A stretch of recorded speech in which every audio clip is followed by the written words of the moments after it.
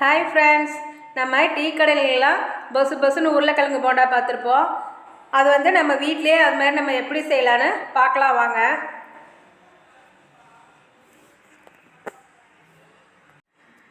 உருளைக்கிழங்கு எடுத்துக்கோங்க. நான் வந்து ஒரு 2 உருளைக்கிழங்கு எடுத்துருக்கேன். இது பெரிய சைஸாக இருக்கனால எனக்கு 2 போதும்னு எடுத்திருக்கேன்.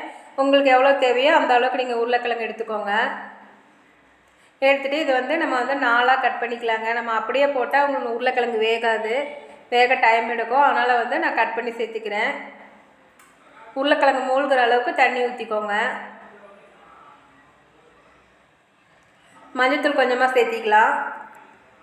சேர்த்துட்டு ஒரு மூடி போட்டு வச்சுட்டு 3 விசில் விட்டு எடுத்துக்கோங்க, கரெக்டாக இருக்கும். இப்போ ஒரு கடாய் அடுப்பில் வச்சுருக்கேங்க. கொஞ்சமாக எண்ணெய் ஊற்றிட்டு கடுகு சேர்த்திக்கலாம். உளுந்தம்பருப்பு 1 ஸ்பூன், கடலைப்பருப்பு 1 ஸ்பூன் சேர்த்திக்கோங்க.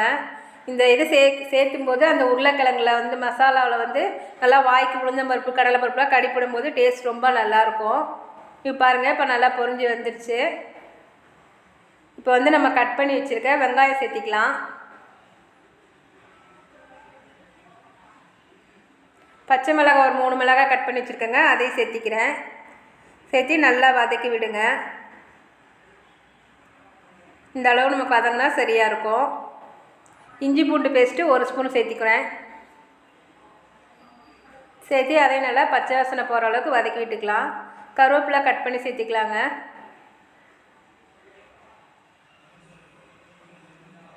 மிளகாத்தூள் தனி மிளகாய் தூளுங்க, இது வந்து நான் 1/2 ஸ்பூன் சேர்க்குறேன்.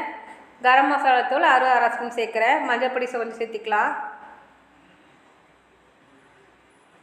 சேர்த்துட்டு நல்லா பச்சை வாசனை போகிற அளவுக்கு நல்லா கலந்து விடுங்க.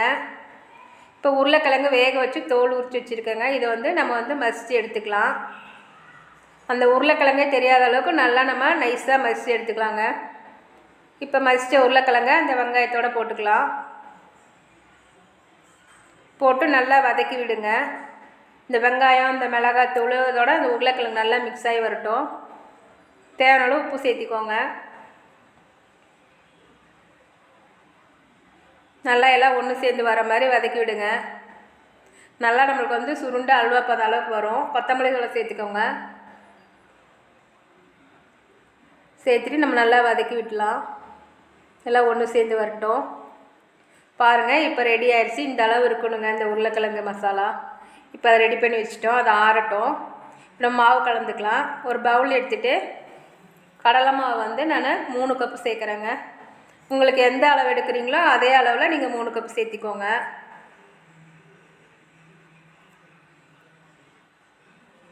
அரிசி மாவு வந்து நான் 3/4 கப்பு சேர்க்குறேங்க. 3/4 கப்பு சேர்த்திட்டு மஞ்சத்தூள் கொஞ்சம் சேர்த்திக்கோங்க. அப்புறம் இப்போ கலர் நல்லாயிருக்கும் பார்க்க. தேவையான அளவு உப்பு சேர்த்திக்கலாம்.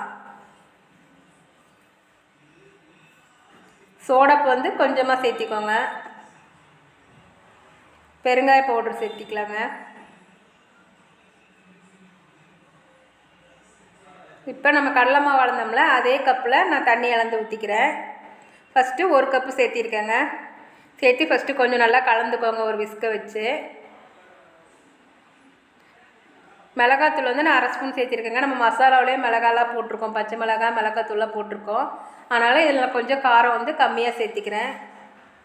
இப்போ வந்து இன்னொரு கப்பு தண்ணி சேர்த்துறாங்க. நம்ம கடலை மாவு அளந்தோம்ல அதே கப்பில் இப்போ நம்ம வந்து 2 கப்பு தண்ணி சேர்த்திருக்கோம்.